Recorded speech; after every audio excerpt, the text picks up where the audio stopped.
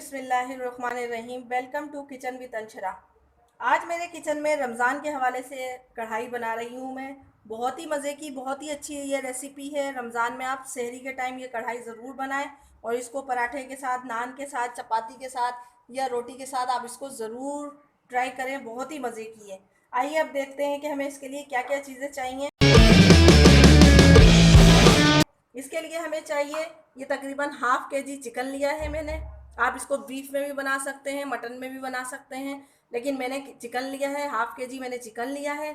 1 table spoon लहसुन अदरक लिया है। एक दरमियाने साइज़ का टमाटर लिया है, जिसको इस तरीके से काट लें या किसी भी शेप में स्लाइस में काट लें। 2 दरमियाने साइज़ की प्याज लिए, जिसको मैंने इस तरीके से फ्राई कर लिया है। 1 टीस्पून नमक लिया है, या आप हस्बे ज़ायका भी ले सकते हैं। 200 ग्राम हमने दही ली है। अब हम जो इसमें मसाला डालेंगे, जो हमारा मेन मसाला है, वो मैं बताती हूँ। उसके लिए हमने क्या लिया है। मैंने तकरीबन 6 साबुत लाल मिर्चें ली हैं, और ये एक आपको हरी मिर्चें जो लाल हो गई वो आपको दिखाने के लिए लिए। अगर आप ये मिर्चें लेंगे तो ये आप तकरीबन 3 अदद लेंगे, 3 से 4 अदद। अगर आप बहुत ज़्यादा मिर्चें खाते हैं तो आप 4 से 5 भी ले सकते हैं। और ये साबुत लाल मिर्चें लेंगे तो तकरीबन 6 अदद। हाफ़ टी स्पून जो है मैंने इसमें काला ज़ीरा लिया है। अगर काला ज़ीरा ना हो, ऑप्शनल है, तो कोई बात नहीं। सफ़ेद ज़ीरा लिया है half tea spoon. 1 table spoon मैंने लिया है धनिया, साबुत धनिया। एक मैंने लिए ये बड़ी इलायची, और एक जो है ये दालचीनी का टुकड़ा लिया है। ये हाफ़ के जी का मैं आपको मसाला बता रही हूँ। आप अगर इसको बढ़ाएंगे, 1 केजी करेंगे, 1 केजी करेंगे, तो आप इसको बढ़ा सकते हैं मसाला अपने हिसाब से। 4 से 5 मैंने जो है लौंग ली हैं, और तकरीबन 6 से 8 से 10 जो है काली मिर्चें ली हैं। अब इस मसाले को हम जो है ड्राई रोस्ट करेंगे। आइए अब हम इसको बताते हैं कि हम इसको किस तरीके से मैरिनेट करेंगे और किस तरीके से कढ़ाई बनाएंगे। पैन लिया है, इस पैन में मैं ये सारे मसाले डाल दूँगी। लौंग, काली मिर्चें, ज़ीरा, काला ज़ीरा, साबुत लाल मिर्चें, साबुत धनिया, दालचीनी, एक बड़ी इलायची, साबुत लाल मिर्चें, इन सबको इसमें डाल के और इसको हम जो है रोस्ट कर लेंगे। ये जो लौंग है, इस लौंग को अगर आप इसको इस तरीके से इसके खोल के बीज डाल दें और उनको भी रोस्ट कर लें तो बहुत ही अच्छा जो है इसमें टेस्ट आएगा। तो हम इसको इस तरीके से खोल के हम ये भी डाल दे रहे हैं, और इसको हम तकरीबन 2 से 3 मिनट तक रोस्ट करेंगे। जब इसमें बहुत अच्छी सी खुशबू आ जाएगी तो हम इसको ग्राइंडर में पीस लेंगे। अब जो मसाला हमने पीसा था, अब हम ये चिकन में मसाला लगा देंगे। ये लहसुन अदरक डालेंगे पहले चिकन में, फिर इसमें ये जो मसाला पीसा था, भुना कुटा जो था, उन्होंने इसको पीस लिया था, ये इसमें डाल देंगे। ये प्याज फ्राई की हुई थी, ये इसमें डाल देंगे, और ये जो है नमक भी डाल देंगे इससे।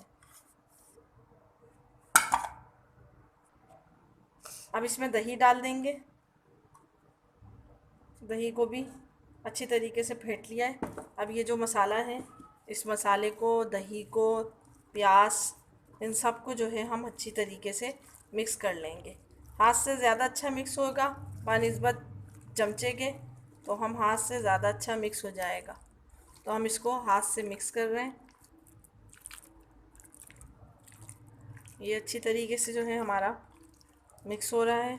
ये देख लें आप, सारा मसाला इसमें अच्छी तरीके से लग गया है, और दही भी इसमें अच्छी तरीके से मिक्स हो गई है। ये सब तकरीबन मसाले सारे मिक्स हो गए हैं।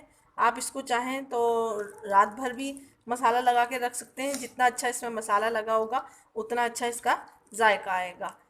अब इसको जो है मैं तकरीबन 2 से 3 घंटे के लिए छोड़ दूँगी। 2 से 3 घंटे के बाद फिर मैं इसकी बनाऊँगी कढ़ाई।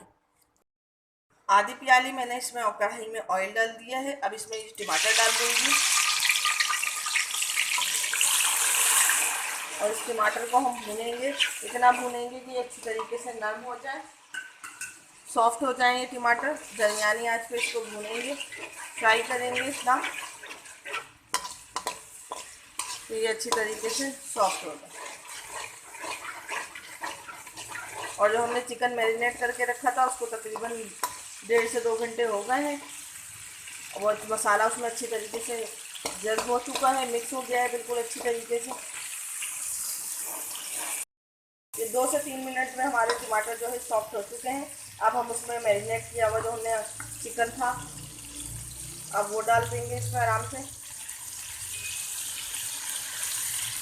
ये अच्छी तरीके से मैरिनेट हो चुका है। अब हम ये सारा इसमें डाल देंगे, जो हमने हाफ के जी लिया था ये पूरा इसमें डाल देंगे।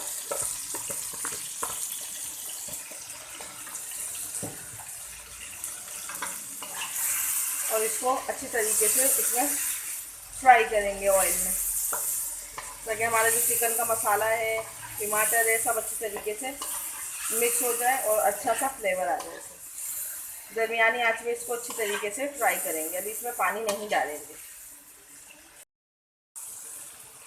2 से 3 मिनट तक हमने इसको भूना है। अब हम इसमें जो है तकरीबन आधी प्याली पानी डाल देंगे और पानी डाल के इसको ढकना, दरमियानी आंच पे ढक के और इसको पकने के लिए छोड़ देंगे, ताकि हमारा चिकन जो है गल जाए अच्छी तरीके से और इसमें कोई कसर बाकी ना रह जाए। अब हम इसको दरमियानी आंच पे चूल्हा करके और तकरीबन 15 से 20 मिनट के लिए छोड़ देंगे।